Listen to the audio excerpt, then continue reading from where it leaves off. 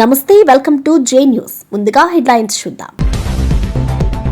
చెత్తగాళ్ల వెనుక నేనెందుకు ఉంటారన్న సీఎం రేవంత్. కుటుంబ గొడవల్లో జోక్యం చేసుకున్న సీఎం రేవంత్. యాసిడ్ దాడులు కూడా జరిగే పరిస్థితి ఉందన్న రేవంత్. తెలంగాణ అభివృద్ధి లక్ష్యమన్న సీఎం రేవంత్. అమరావతిలో లోకేష్ పర్యటన, విగ్రహ శంకుస్థాపన. పొట్టి శ్రీరాములు విగ్రహానికి శంకుస్థాపన చేసిన లోకేష్. ప్రజల సమస్యలు తెలుసుకున్న మంత్రి నారా లోకేష్. అమరావతి అభివృద్ధికి కట్టుబడి ఉన్నారన్న లోకేష్. సంతోష్ కూరలో ఉప్పు లాంటి వాడని కవిత వ్యాఖ్యలు. సిరిసిల్ల దళిత దాడికి సంతోష్ కారణమన్న కవిత. కుట్టల వెనుక సంతోష్ ఉన్నారని విమర్శించిన కవిత. బీఆర్ఎస్ లోపలి విషయాలు బహిర్గతం చేసిన బీఆర్ఎస్ పాలనలో అవినీతి బయటపడిందన్న లక్ష్మణ్. కవిత వ్యాఖ్యలతో అవినీతి రుజువైందన్న మంత్రి లక్ష్మణ్. కేసీఆర్ కుటుంబ విభేదాలు అవినీతి బహిర్గతం చేశాయన్న లక్ష్మణ్. హరీష్ రావు వెనుక తాను ఉన్నారని ఎమ్మెల్సీ కవిత చేసిన వ్యాఖ్యలపై సీఎం రేవంత్ రెడ్డి ఘాటుగా స్పందించారు. చెత్తగాళ్ల వెనుక నేనెందుకు ఉంటా అని ప్రతిస్పందించారు. గతంలో ఎదగనివ్వని వాళ్లు ఇప్పుడు పంచాయతీలు పెట్టుకుంటున్నారని, కడపలో కత్తులు పట్టుకుని కౌగిలించుకుంటున్నారని, భవిష్యత్తులో యాసిడ్ దాడులు చేసుకోవచ్చని వ్యాఖ్యానించారు. కుటుంబ పంచాయతీలో జోక్యం చేసుకోవడానికి తనకు సమయం లేదని స్పష్టం చేశారు. తెలంగాణ అభివృద్ధి తనకు ముఖ్యమని, పార్టీ అంతర్గత విషయాలు తన దృష్టిలో లేవని సీఎం రేవంత్ స్పష్టం చేశారు. రాజకీయాలు వస్తూ ఉంటాయి, పోతూ ఉంటాయి, చూస్తూనే ఉండరు కదా. ఒకప్పుడు ఏ పార్టీని బతకనియేమో, ఎవరు రాజకీయం కాదు కదా, నిద్రలో కూడా శాసనసభ్యులు అవుతామన్న ఆలోచన చెయ్యొద్దు అని ఆనాడు అక్రమ కేసులు పెట్టి ఎందరిని ఎంతమందిని జైళ్ళకు పంపించారు. ఇవాళ వాళ్ళే తన్నుకొని చేస్తున్నారు. ఒకరు కడుపులో కత్తులు పెట్టుకొని కౌగిలించుకుంటున్నారు.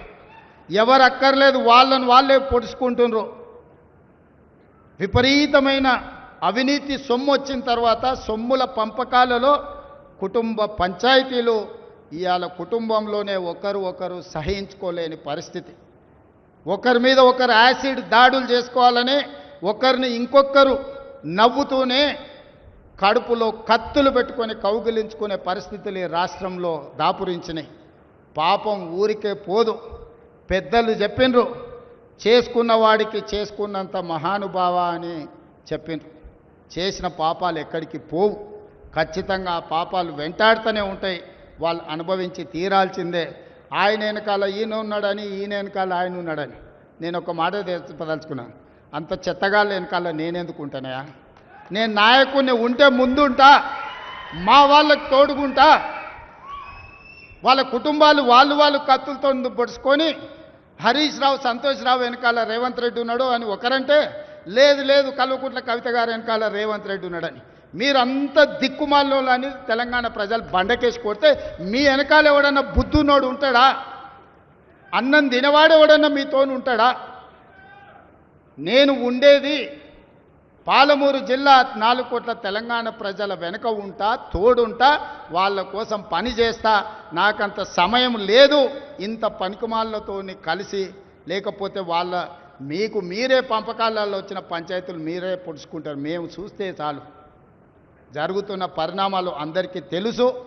దయచేసి మీ వివాదంలోకి మీ కుటుంబ పంచాయతీలనో మీ కుల పంచాయతీలనో మమ్మల్ని లాగకండి. మాకు ఎలాంటి ఆసక్తి లేదు. మిమ్మల్ని ఎప్పుడో ప్రజలు తిరస్కరించిండ్రు. మీరు కాలం చెల్లిన 1000 రూపాయల నోటు లాంటోళ్ళు. కాలగర్భంలో కలిసిపోతుంది ఆ పార్టీ. ఒకప్పుడు జనతా పార్టీ కూడా గొప్ప పేరుండే, కానీ జనతా పార్టీ కనుమరుగైంది. ఆ తర్వాత తెలుగుదేశం పార్టీ ఒక అద్భుతమైన పార్టీ, చాలామందికి అవకాశాలు కల్పించిన పార్టీ. కొంతమంది కుట్రల వల్ల ఆ పార్టీ కూడా ఈరోజు తెలంగాణలో ఒక సమస్యను ఎదుర్కొంటుంది. మరి ఇన్ని దుర్మార్గాలు చేసిన మీరు మాత్రం ఎట్లా మనుగడ సాధిస్తారు? ప్రకృతి అనేది ఉంటుంది, ఆ ప్రకృతి శిక్షిస్తుంది. అందులో మనకి ఎవరికి ఏమాత్రం ప్రమేయం లేదు. రాజకీయాల వైపు చూడకండి మిత్రులారా. పాలమూరు జిల్లా ఎమ్మెల్సీ కవిత మరోసారి సంచలన వ్యాఖ్యలు చేశారు. సంతోష్ రావు కూరలో ఉప్పులా చెడగొట్టడానికి మాత్రమే ఉంటారని తీవ్రంగా విమర్శించారు. సిరిసిల్లలో 7 దళిత బిడ్డలపై పోలీసులు దాడి చేయడానికి సంతోష్ రావే బాధ్యుడని ఆరోపించారు. తనపై జరుగుతున్న కుట్రలకు ఆయనే కారణమని పేర్కొన్నారు. బీఆర్ఎస్ పార్టీ లోపల జరుగుతున్న సంఘటనలను బయటపెట్టిన కవిత వ్యాఖ్యలు మరోసారి చర్చనీయాంశమయ్యాయి. చెప్పక తప్పదు ఈయన గురించి. చెప్పులో రాయి చెవులో జోరిగా అంటాం కదా, అట్లాంటి టైపు. కాబట్టి ఖచ్చితంగా చెప్పాలి. విషయం ఏంటంటే ఈయన ధనదాహం ఎట్లాంటిదంటే సంతోష్ రావు గారిది, రామన్న కాన్స్టిట్యున్సీ, కేటీఆర్ అన్న కాన్స్టిట్యున్సీ నేరెళ్లలో ఇసుకలారి గుద్ది ఒక దళిత బిడ్డ చనిపోతాడు. సరే, దాని మీద పాపం అక్కడ ఆ రోజు అందరు యాజిటేషన్ చేస్తే ఈయన సంతాన అడ్వాంటేజ్ ఏంది, ఈడ కూర్చుంటాడు కదా సార్ దగ్గర, సీఎం వాళ్ళకి వెళ్ళి ఫోన్ చేసి అక్కడ ఉన్న పోలీసు వాళ్ళందరినీ ఒత్తిడి పెట్టి 7 దళిత బిడ్డల్ని కొట్టినరండి.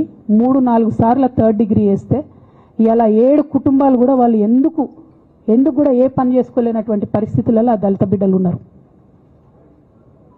అది మొత్తం రాజకీయంగా బ్లేమ్ అంతా రామన్న మీదకి వచ్చింది. ధనదాహమేమో సంతన్నది, నేరం చేసిందేమో సంతన్న, వీడికెళ్ళి ఫోన్లు చేసి ఒత్తిడి చేసి కొట్టిపించిందేమో సంతన్న, చెడ్డ పేరేమో రామన్నకు వస్తుంది. ఈ ఎగ్జాంపుల్ చెప్పడం కోసమే నేను ఈయన గురించి చెప్తున్నా, వేరే ఏం లేదు. ఇక సరే టానిక్ వీనిక్ ఈ వీటిలో వచ్చిన కేసులు ఏమవుతాయి? రేవంత్ రెడ్డి గారు ఆర్భాటంగా ఒక అనౌన్స్మెంట్ చేస్తారు. నేను ఇంతకుముందు చెప్పిన కదా, మ్యాచ్ ఫిక్సింగ్ ఎట్లుంటుందంటే 1 డే న్యూస్ అవుతుంది, టానిక్లో ఈయన మీద కేసు పెట్టిరని, 3వ రోజు పోలీసు వాళ్ళు ఎఫ్ఐఆర్ కొట్టేసారు. అది మీరు ఇంకా కనుక్కోండి. కాజ్ చేసేసారు, కేసు మూసేసారు. ఏం అండర్స్టాండింగ్ ఉంది, ఎందుకు మూసేసారు? At the same time Harithaharam, తెలంగాణకు హరితహారం అని పెద్దలు కేసీఆర్ గారు పెద్ద కళతోని 230 కోట్లు అక్కడ గోబీ డెజర్ట్ల వాళ్ళు చెట్లు పెట్టి చైనాను కాపాడుకున్నారు. మనం అదే స్థాయిలో తెలంగాణను బాగు చేసుకోవాలని పెద్దసారి హరితహారం అని పెడితే ఈయన దానికి నకిలీ ప్రోగ్రామ్ గ్రీన్ ఇండియా ఛాలెంజ్ అని పెడతాడు. తెల్లారులేస్తే సినిమా వాళ్ళని తీసుకురావాలి, రోజు ఒక ఫోటో వేసుకోవాలి. దాని వెనుక ఉన్న కుట్ర ఏంటంటే జీవో అమెండ్మెంట్ అవుతుంది సంతోష్ గారి గురించి. ఆ ఫారెస్ట్లను 10% ఇన్కమ్ ఎవరన్నా ఇస్తే అమ్యూజ్మెంట్ పార్క్లకు ఇస్తారన్నట్టు. దానికోసం జీవో అమెండ్ అవుతుంది. దానికి ప్రభాస్ గారిని, చిరంజీవి గారిని, అనేక మంది సినిమా స్టార్లను మోసం చేసి వాళ్ళని తీసుకుపోయి వాళ్ళతో ఫోటోలకు పోజులు ఇప్పించి ఫారెస్ట్లను కొట్టేయాలని ప్లాన్ అయినది. ఇక ఈయనకి 2-3 మనుషులు ఉంటారు సంతనకి. ఆయన పోచంపల్లి శ్రీనివాస్ రెడ్డి అని ఎమ్మెల్యే. ఇది నాకు విషయం ఎవరు చెప్పారు అంటే మన పల్లరాజేశ్వర రెడ్డి అన్ననే చెప్పిండు. మీకు ఏమైనా డౌట్లు ఉంటే ఆయన అడగొచ్చు. ఈ పోచంపల్లి శ్రీనివాస్ రెడ్డి అనేట ఆయన వరికోల్ అనే ఊరు, సామాన్య కుటుంబం, మధ్యతరగతి కుటుంబం. ఇవాళ అక్కడ ఆయన శ్రీమంతుడు అని పిలుస్తారు పోచంపల్లి శ్రీనివాస్ రెడ్డి గారిని. ఇక్కడ నాకు పల్లరాజేశ్వర రెడ్డి గారు చెప్పిన సమాచారం ప్రకారం మోకిల్లాలో mega Srinivas Reddy, mega company ఉంది కదా, ఈ కాళేశ్వరంలో అవినీతి చేసిన mega company plus Pochampalli Srinivas Reddy garu కలిసి 750 కోట్ల విల్లా ప్రాజెక్ట్ చేస్తున్నారు మోకిల్లాల. ఏడుకేళ్ళు వచ్చినాయి అవి, అవినీతి డబ్బులు కాదా? ఎట్లా వస్తాయి? ఎవరైనా who is this Pochampalli Srinivas Reddy? Santosh Rao classmate. అది తప్ప ఆయనకున్న అర్హత ఏం లేదు. ఆయనకి ఎమ్మెల్సీ వస్తుంది, కాంట్రాక్ట్లు వస్తాయి, ఇంకేందో వస్తాయి. అట్లనే నవీన్ రావు అని ఇంకొక ఎమ్మెల్సీ ఉంటాడు. ఆయన డైరెక్ట్గా మా ముఖం పట్టుకొని అందరం కూడా అంటాడు, నాకు ఎమ్మెల్సీ ఇచ్చింది కేసీఆర్ గారైనా నాకు దేవుడు సంతోషం అంటాడు ఆయన. నిన్న మొన్న వాళ్ళ ఫాదర్ని పట్టుకున్నారు పేకాటల. ఏమైంది కేసు? ఆల్రెడీ నవీన్ రావు గారు పోయి మన ముఖ్యమంత్రి గారు కాళ్ళు పట్టుకున్నట్టుగా తెలిసింది. వాళ్ళ తండ్రిని విడిచిపెట్టారు, ఈయన మీద భూ కబ్జా కేసులు ఉంటే అవి విడిచిపెట్టారు. అంటే ఓ పక్క సంతోష్ రావు గ్యాంగు, ఇంకో పక్క హరీష్ రావు గ్యాంగు 100కు 100% రేవంత్ రెడ్డి గారితో. నంద్యాల ఎమ్మెల్యే భూమా అఖిలప్రియ యూరియా సమస్యలపై స్పందించారు.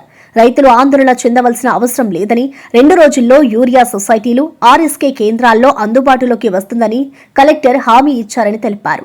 యూరియా బ్లాక్ మార్కెట్కు తరలిస్తే కఠిన చర్యలు తప్పవని హెచ్చరించారు. రైతుల వద్ద నుండి పలు ఫిర్యాదులు వచ్చినందున కలెక్టర్తో ఇప్పటికే సమావేశం నిర్వహించినట్లు తెలిపారు. యూరియా అందుబాటులోకి రావడంతో రైతులు ఇబ్బందులు తొలగుతాయని అఖిలప్రియ ధైర్యం చెప్పారు. ప్రజల జీవితాలతో ఆడుకోవడం జరిగింది.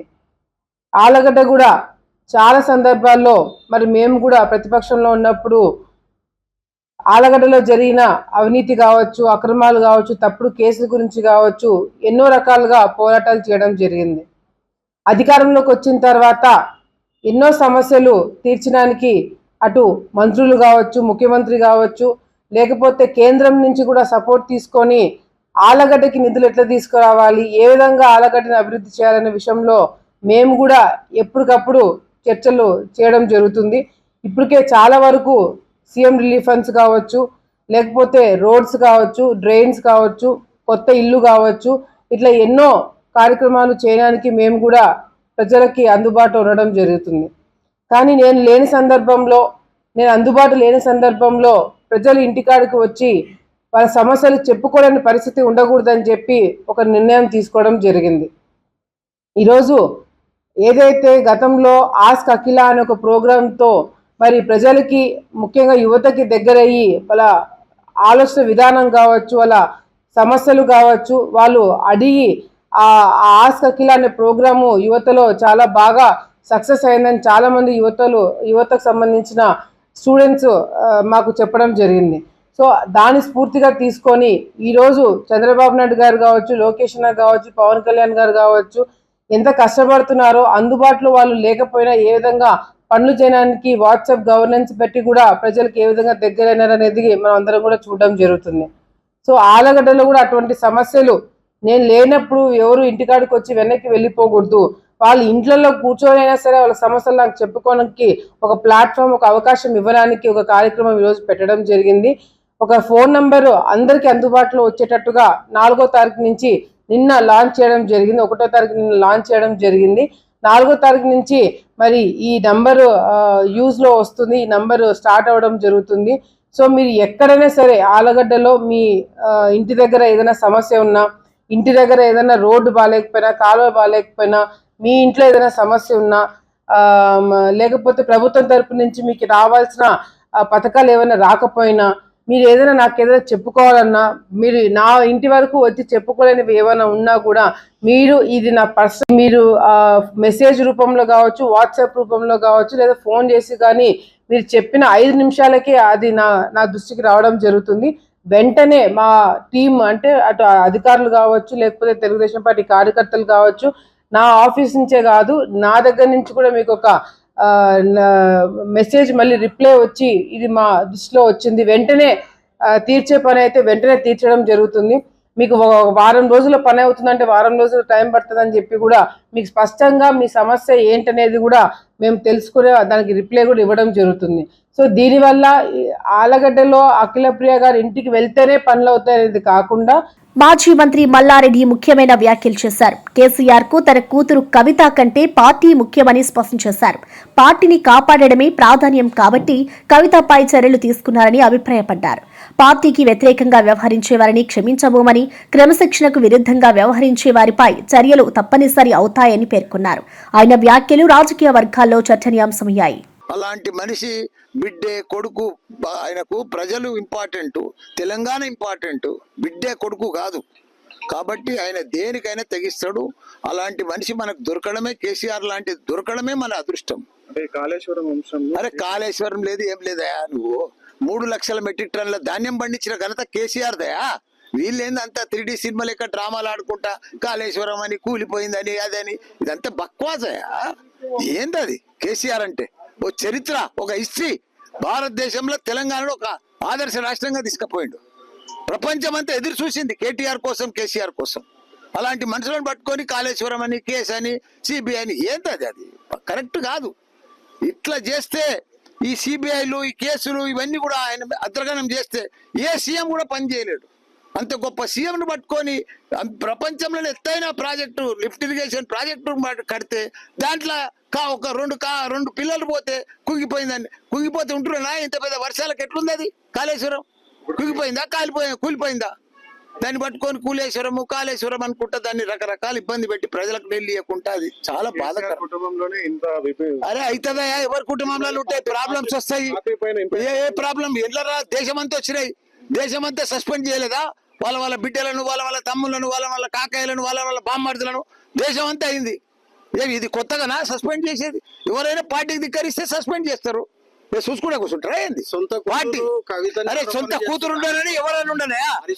అరే చేస్తారా? అందుకే కదా సస్పెండ్ చేసింది. ఏపీ మంత్రి నారా లోకేష్ అమరావతిలో పర్యటించారు. తిల్లూరు, పెద్దపరిమి మధ్య పొట్టి శ్రీరాములు కాంస్య విగ్రహానికి శంకుస్థాపన చేశారు. ఈ సందర్భంగా ఆయన ప్రాంతీయ ప్రజలతో మాట్లాడి వారి సమస్యలను తెలుసుకున్నారు. రాష్ట్ర అభివృద్ధికి కట్టుబడి ఉన్నామని, అమరావతి రాజధాని ప్రాజెక్టులను వేగంగా పూర్తి చేస్తామని హామీ ఇచ్చారు. లోకేష్ పర్యటనకు స్థానికులు అధిక సంఖ్యలో హాజరయ్యారు.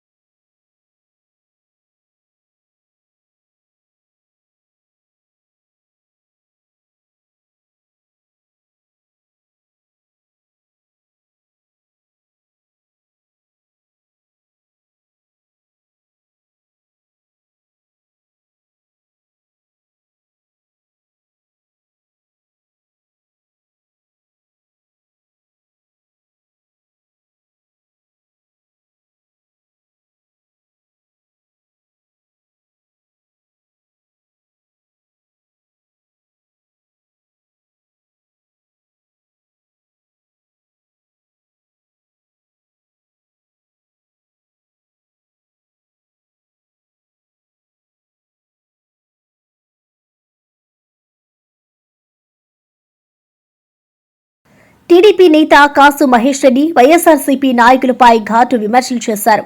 కర్రలతో వస్తే గొడ్డలతో వస్తారని, వీధి వీధిలో పరిగెత్తించి కొడతామని తీవ్ర హెచ్చరిక చేశారు.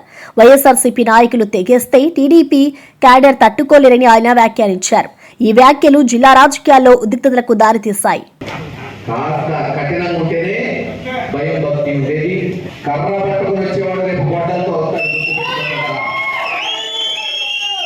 తెగించే వరకు తీసుకెళ్తున్నారు. తెగించిన తర్వాత పట్టుకునే స్థాయి మీకు లేదు. తెలుగుదేశం నాయకులకి వీధి వీధిన పరిగెత్తించి తాతారు. ఆ రోజున గుర్తుపెట్టుకోండి,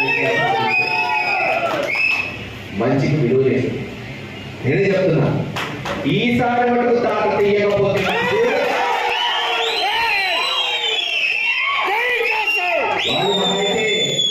గ్రామం దాటించారు. గుర్తుపెట్టుకోండి, రేపు రాష్ట్రం మాజీ మంత్రి కాకాని గోవర్ధన్ రెడ్డి ప్రభుత్వం రైతుల సమస్యలను పట్టించుకోవడం లేదని విమర్శించారు. ఈ నెల 9వ తేదీన ప్రతి ఆర్డీఓ కార్యాలయం వద్ద నిరసనలు చేపడతామని తెలిపారు. యూరియాకు సంబంధించి ఫిర్యాదులు చేసిన రైతులను అరెస్టు చేయడం దారుణమని విమర్శించారు. రైతులు లైన్లో ఉంటే తప్పేంటి అని వ్యవసాయ శాఖ మంత్రి అచ్చెన్నాయుడు చేసిన వ్యాఖ్యలపై ఆగ్రహం వ్యక్తం చేశారు. రైతుల సమస్యలను అణిచివేయడానికి అరెస్టులను ఉపయోగిస్తున్నారని ఆరోపించారు. రైతులు ఎదుర్కొంటున్నటువంటి యూరియా దగ్గర నుంచి, గిట్టుబాటు ధరల దగ్గర నుంచి, అదేవిధంగా అకాల వర్షాలు పడి పంట నష్టం కానీ, వర్షాభావంతో పంట నష్టాలు కానీ, వాళ్ళకి సంబంధించినటువంటి నష్టపరిహారం కానీ, అర్హులైనటువంటి వాళ్ళకి అన్నదాత సుఖీభవ ఇవ్వకుండా పోవడం కానీ, వీటన్నిటి మీద నిరసన వ్యక్తం చేసి వెంటనే ప్రభుత్వ దృష్టికి తీసుకువెళ్ళడానికి ప్రతి ఆర్డీఓ కార్యాలయం ముందు నిరసన కార్యక్రమాన్ని నిర్వహించి ఆర్డీఓలకు వినతి పత్రం ఇవ్వాలి ఈ నెల 9వ తేదీ అని చెప్పి వైఎస్ఆర్ కాంగ్రెస్ పార్టీ ఈరోజు దానికి సంబంధించి ఒక నిర్ణయం తీసుకోవడం జరిగింది. ఈ నిర్ణయం ఎప్పుడైతే ప్రకటించామో, మేము ఏ విధంగా అయితే రాష్ట్రంలో ప్రజలకు సంబంధించి, రైతులకు సంబంధించి, రైతుల ఇబ్బందులకు సంబంధించి నిరసన చేయాలి, పోరాటాలు చేయాలనేటువంటి నిర్ణయం తీసుకున్న వెంటనే చంద్రబాబు నాయుడులో హడావిడి మొదలైంది. మామూలుగా చంద్రబాబు నాయుడు ప్రాధాన్యత ఏంటంటే ప్రజలకు అవసరమైనటువంటి పనులు గుర్తించి చేయడం కాదు.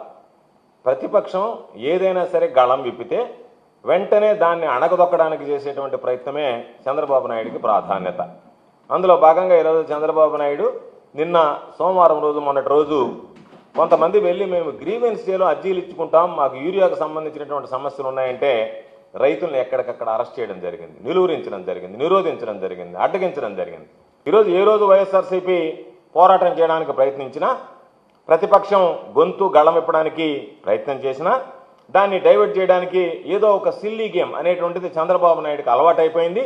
అందులో భాగంగా ఈరోజు ఏ రోజైతే మేము దీనికి సంబంధించి ఆర్టీఓల కార్యాలయాల దగ్గరికి వెళ్ళి 9వ తేదీ, ఈ నెల 9వ తేదీ నిరసన తెలియజేయాలనుకున్నామో, దానికి సంబంధించినటువంటి దానిలో ఈరోజు హడావిడిగా ఒక పత్రికా విలేకరుల సమావేశం ఏర్పాటు చేసి ఆయన అచ్చెన్నాయుడిని మాట్లాడమన్నాం. ఆయన మాట్లాడడం, దాంతోపాటు ఈరోజు యూరియా అంత వచ్చింది, ఇంత వచ్చింది అని చెప్పి ఆయన ఒక ప్రకటన విడుదల చేశాడు. మేము అడిగేది, ఇంత పెద్ద ఎత్తున యూరియా వస్తుంటే రాష్ట్రంలో మీ ప్రభుత్వం ఉంది, కేంద్రంలో కూటమి పాలన ఈరోజు ఎన్డీఏలో భాగస్వాములుగా ఉన్నారు, కాబట్టి మీరు తెచ్చేటువంటిది రైతులకు అందడం లేదంటే ఇది ఎక్కడికి పోతుంది అనేటువంటిది రైతులు ఈరోజు మిమ్మల్ని ప్రశ్నిస్తున్నారు. దానికి సమాధానం చెప్పాల్సినటువంటి బాధ్యత ప్రభుత్వాధినేతగా ఉన్నటువంటి చంద్రబాబు నాయుడు మీద ఉంది అనేటువంటిది ఈ సందర్భంగా నేను తెలియజేస్తాను. ఈరోజు రైతులు ఇంత సంక్షోభంలో ఉంటే, ఇన్ని రకాలైనటువంటి ఇబ్బందులు పడుతుంటే అచ్చెన్నాయుడు ఏం మాట్లాడతాడు అని అంటే చాలా క్యాజువల్గా ఏమన్నాడంటే, ఆయన ఇప్పుడు మనం ఎవరన్నా ఇంటికి వెళితే బఫేలో ప్లేట్లు తీసుకుంటే క్యూలో కదా వెళ్ళి తింటాము, నేరుగా పోయి తింటామా, కాబట్టి రైతులు మహబూబ్ నగర్ జిల్లా రూరల్ మండలం అప్పాయిపల్లి వద్ద బీఆర్ఎస్ పార్టీ ఆధ్వర్యంలో రైతులు నిరసన తెలిపారు. యూరియా కొరతపై జాతీయ రహదారిపై రాస్తారోకో చేశారు. ప్రభుత్వం రైతుల సమస్యలను పట్టించుకోవడం లేదని విమర్శలు గుప్పించారు. నిరసనలో పెద్ద ఎత్తున రైతులు, కార్యకర్తలు పాల్గొన్నారు. యూరియా సరఫరా తక్షణమే జరగాలని డిమాండ్ చేశారు. మా దేవేందర్ రెడ్డి గారి ఆధ్వర్యంలో మరి ఇంకా అనేక మంది మా మండల నాయకులందరూ కూడా ఈరోజు గత 2 రోజులుగా ధర్నాలు చేస్తా ఉన్నాం. ఈరోజు ముఖ్యమంత్రి గారు వస్తున్నారు గుట్ట అవతలనే, కనీసం ముఖ్యమంత్రి గారు వస్తున్నారు కదా, ముఖ్యమంత్రికి భయపడన్నా లేకపోతే ముఖ్యమంత్రి జిల్లా కదా అడుగుతారు అనన్నా వస్తుంది అనుకున్న యూరియా. ఇక లొలి చేసినందుకు 2-3 లారీలు వచ్చినాయంట. మరి జనమేమో 1000 మందికి 2000 మంది లైన్లో ఉన్నారు. అంటే ఎంత ఎకరాలన్నా ఉండని మీకు ఇచ్చేది 1 బస్తా 2 బస్తాలు అంటారు. ఒక్కొక్కరైతే 5 ఎకరాలు 10 ఎకరాలు ఉన్నాయి. మరి ఏం చేయాలి? తుమ్మల నాగేశ్వరరావు గారు చెప్పినట్లు ఇసుక కలిపి కొత్తగా అనుకున్నాడు ఇసుక కలిపి యూరియా కలిపితే కూడా బాగా పొరుస్తాయని చెప్పి ఇసుక కలిపి మరి యూరియా కలుపుకొని చల్లాలా లేకపోతే ఏం చల్లాలా? మీరు అన్నంలో కూడా ఇసుక కలుపుకొని తింటారా, పుట్టి అన్నం తింటారా? పంటలు ఎట్లా పండుతుంది అనేది ఒక అవగాహన ఉందా లేదా? ఆ అవగాహన ఉందా లేదా? ఒక్కొక్క మంత్రి ఒక్కొక్కలాగా ఇలా కావాలని టీఆర్ఎస్ రాజకీయం అంటున్నారు. టీఆర్ఎస్ రాజకీయం చేస్తే మీరు ఇవాళ వచ్చి రాత్రి పడుకున్నారు, రాత్రి నిద్ర లేక పడుకున్నారు, నిద్ర లేకుండా ఇక్కడనే పడుకున్నారు, రోడ్ల మీద పడుకున్నారు. ముఖ్యమంత్రి ఇవాళ వస్తున్నా అంటే కనీసం ఆఫీసర్లు, కలెక్టరు, వ్యవసాయ శాఖ అధికారులు అరే ఆ గుట్ట అవతలనే ముఖ్యమంత్రి వస్తున్నాడు, మరి ఇలా రాత్రంతా ఇట్లా బయట పడుకున్నారు ఇంత వందల మంది, మరి ఎట్లా అని అమ్మ రేపు ఇస్తామని చెప్పి కూడా పంపలేదు, ఉదయం టిఫిన్ చేయలేదు, సొమ్మసిలు పడతా ఉన్నారు. ఇదంతా ఇంత దౌర్భాగ్యం ఉంటుందా? ఓట్లు వేసి తెచ్చుకున్నందుకు ఇంత ఖర్చైన రైతులంటే ఇప్పుడిప్పుడే బాగుపడి 2-3 ఏళ్లు ఈ 10 సంవత్సరాల్లో కొంచెం ఇండ్లు మంచిగా అయినాయి, ఊర్లలో వచ్చి బతుకుతున్నారు, రైతులకు కొంచెం సంతోషంగా ఉంది. ఇవాళ మళ్ళా 2 సంవత్సరాల్లో మళ్ళీ ఆడికి వచ్చింది, చెప్పుల లైన్లోకి వచ్చినాయి, సొమ్మసిలు పడుతున్నారు, తినలేదు, తిప్పలేదు, ఒక్కొక్కరు అవస్థలు కాదు. కనుక మేము మీ ద్వారా ముఖ్యమంత్రి గారికి తెలియజేస్తున్నాం, సొంత జిల్లా ఇది, ఇమ్మీడియట్ గా మీరు కనీసం జిల్లాలో కూడా మీ ప్రోగ్రామ్ అయ్యే మండలంలో కూడా ఈ యూరియా లేక రాత్రి పగలున్నారా వాస్తవా కాదా మీరు ఒక ఇంటెలిజెన్స్ వాళ్ళు పంపండి. నైట్ ఎంతమంది ఇక్కడ ముసలోళ్ళు కావాలి కాసిరు, ఎంతమంది తిండి తినకుండా ఉన్నారు, వాస్తవం ఉందా లేదా అని. వైఎస్ఆర్సీపీకి ప్రతిపక్ష హోదా ఇవ్వాలంటూ సజ్జల రామకృష్ణారెడ్డి చేసిన వ్యాఖ్యలపై టీడీపీ నేతలు ఆగ్రహం వ్యక్తం చేశారు. ప్రజలు ఇవ్వని హోదా తాము ఎలా ఇస్తామని ప్రశ్నించారు. అసలు సీఎం చంద్రబాబుని విమర్శించడానికి సజ్జలకు అర్హత ఏమిటని తీవ్రంగా ప్రశ్నించారు. ప్రతిపక్ష హోదా ప్రజలు ఇస్తారని పార్టీలు నిర్ణయించలేవని స్పష్టం చేశారు. శాసనసభలో ప్రొసీడింగ్స్ వైపు ప్రతి ఒక్కరు ఇంట్రెస్ట్ చూస్తారు. నువ్వు రా, నీ 11 మంది ఎమ్మెల్యేలకు తీసుకొని నువ్వు రా, దేని మీద చర్చిద్దామంటే దాని మీద సిద్ధంగా ఉన్నామని చెప్పాం. ఈరోజు దానికి ఖండించడానికి నీకేం అర్హత ఉంది? నువ్వేం ఒక ఎమ్మెల్యేవా, వార్డు మెంబర్వా? నీకేం అర్హత ఉంది? ప్రతి ఓళ్ళు మాట్లాడమే, ప్రతి ఓళ్ళు విమర్శించడమే. ఎమ్మెల్యేగా ఓడిపోయారు, నాకు ఎమ్మెల్యే కావాలని ఎవడని అడిగి తెలిగిస్తా? చెప్పవయ్యా, నువ్వు ఆన్సర్ చేయి. ఓడిపోయారు ఎమ్మెల్యే, నేను ఓడిపోయాను నాకు ఎమ్మెల్యే కావాలంటే ఎవడైనా ఇవ్వగలరా? నువ్వు నేను ఇచ్చిందా? రాజ్యాంగం ఆ నిమిషానికి మార్చుకొని రాయడం అవకాశం మనకేముందా? ఆయన సకల శాఖ మాజీ మంత్రి, ఆయన సెలవు ఇచ్చారు. దమ్ము ధైర్యం ఉంటే ఆయనకి ప్రతిపక్ష హోదా ఇవ్వాలంట. అంటే ప్రజలు ఇవ్వని ప్రతిపక్ష హోదా కోసం అడుక్కు తింటారా? 1 సంవత్సరం 3 నెలల నుంచి అడుక్కోవటమేనా? నాకు అర్థం కాలే. ఆయన ఇప్పుడు పులివెందుల్లో జెడ్పీటీసీ గెలవలేని ఆయనకి ఇప్పుడు జగన్మోహన్ రెడ్డికి పాస్ అంట, ఎంట్రీ పాస్. ఆయన కాన్స్టిట్యున్సీలో, ఆయన మండలంలో ఎవరైనా కలవాలంటే ఆయన పాసు తీసుకొని లోపలికి పోవాలి. అది నియంత పరిపాలన. 5 సంవత్సరాలు దరిద్రం పట్టించారు, రాష్ట్రాన్ని సర్వనాశనం చేశారు. కేంద్ర మంత్రి బండి సంజయ్ కవిత సస్పెన్షన్ అంశంపై స్పందించారు. కాళేశ్వరం ఇష్యూని డైవర్ట్ చేయడానికే ఈ డ్రామాలు చేస్తున్నారని అన్నారు. కవిత రాజీనామా చేస్తే ఏంది, చెయ్యకపోతే ఏంది, ప్రజలకు దాంతో లాభం ఏమీ లేదని వ్యాఖ్యానించారు. కాంగ్రెస్, బీఆర్ఎస్ కలిసి ఈ డ్రామాలు చేస్తున్నారని బండి సంజయ్ ఘాటుగా విమర్శించారు. చర్చ జరగాలన్నా ఇలా కాళేశ్వరం ఇష్యూ డైవర్ట్ చేయడానికి బీఆర్ఎస్ పార్టీ అవినీతి పార్టీ అని చెప్పి ప్రజల లోపల చర్చ జరుగుతున్నది. దాని నుంచి డైవర్ట్ చేయడానికి కాంగ్రెస్ పార్టీలోని కొంతమంది నాయకులు బీఆర్ఎస్ పార్టీ నాయకులతో కుమ్మక్కై ఇవాళ ఒక స్ట్రాటజీ, ఒక ప్లాన్ ప్రకారం ఆ ఇష్యూని డైవర్ట్ చేసి కవిత గారి ఇష్యూను ముందు తీసుకొచ్చి ఇలా కుటుంబం లోపల జరిగేటువంటి ఒక పార్టీ అంతర్గత విషయాన్ని ఒక సమస్యగా చర్చ జరిగేటువంటి అవకాశం ఇవాళ కొంతమంది ఇస్తున్నారు. ఇవాళ చర్చ దేని మీద జరగాలి? కాళేశ్వరంలో కేసీఆర్ కుటుంబం 1,00,000 కోట్ల అవినీతి పాల్పడ్డది. గొర్రెల స్కామ్ అయింది, బర్రెల స్కామ్ అయింది, చేపల స్కామ్ అయింది, విద్యుత్ స్కామ్ అయింది, ఫోన్ ట్యాపింగ్ స్కామ్ అయింది, ఈ ఫార్ములా స్కామ్ అయింది. వాటితో కేసీఆర్ కుటుంబంలో చర్చ జరగాలి. ఇవాళ టీవీలు పెడితే కవితక్క ఎమ్మెల్సీకి రాజీనామా, కవితక్క పార్టీకి రాజీనామా, బీఆర్ఎస్ వాళ్ళు సస్పెండ్ చేసారు, బీఆర్ఎస్ వాళ్ళు ప్రెస్ మీటింగ్ పెట్టి తిడతారు, వీళ్ళు వాళ్ళని తిడతారు, వాళ్ళు వీళ్ళతారు. దాంతో తెలంగాణ ప్రజలకు ఏమైనా ఒరుగుతుందా? టీపీసీసీ చీఫ్ మహేష్ కుమార్ గౌడ్ మాట్లాడుతూ బీఆర్ఎస్ 10 ఏళ్ల పాలనలో దోచుకున్న సొమ్ము పంపకమే ఈ గొడవలకు కారణమని చెప్పారు. సీఎం రేవంత్ ప్రజలతో ఉన్నారని ఎవరి వెంటో ఉండే అవసరం లేదని స్పష్టం చేశారు. హరీష్ రావు, సంతోష్ రావుల అవినీతి గురించి కవిత అప్పుడే ఎందుకు మాట్లాడలేదని ప్రశ్నించారు.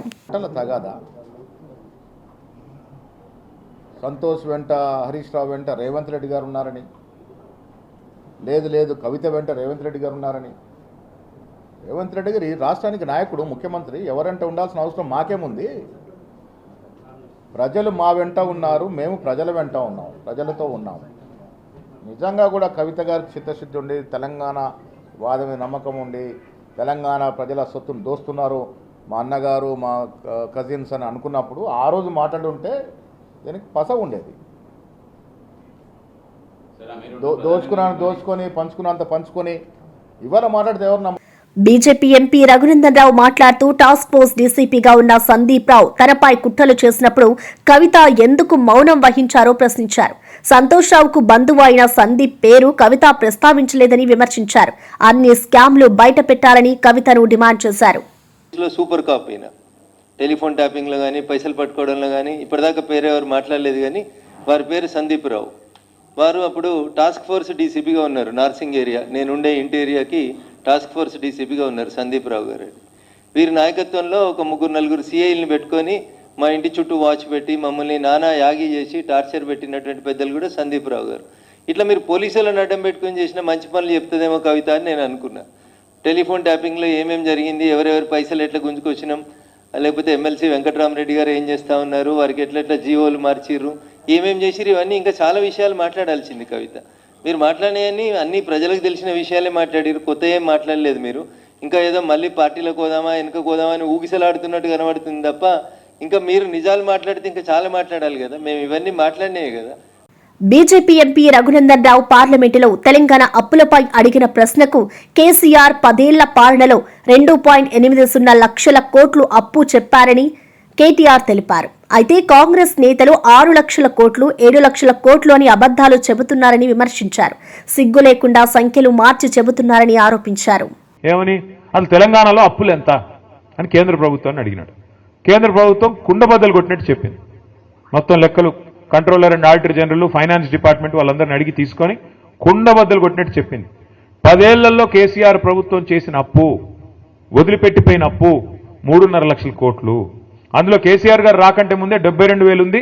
ఆయన వచ్చినాక 2,80,000 కోట్ల అప్పు చేసినాడు.